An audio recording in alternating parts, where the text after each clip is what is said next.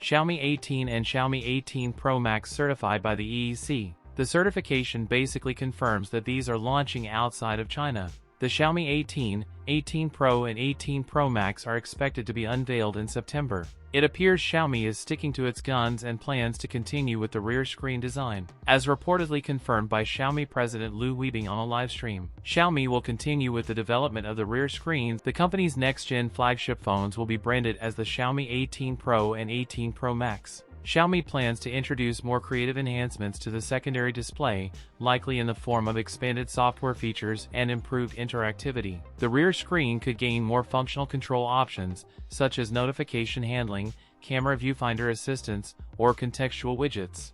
Xiaomi is testing a new 2K display for an upcoming Pro series that incorporates privacy display technology similar to the Samsung Galaxy S26 Ultra. The Xiaomi 18 Pro Max will have a 6.9-inch flat Lipo OLED screen with extremely narrow symmetrical bezels. The Pro model should be powered by the Snapdragon 8 Elite Gen 6 Pro SoC, which will be made using a 2nm process. The Xiaomi 18 Pro Max will pack a battery with a capacity exceeding 8,000 mAh.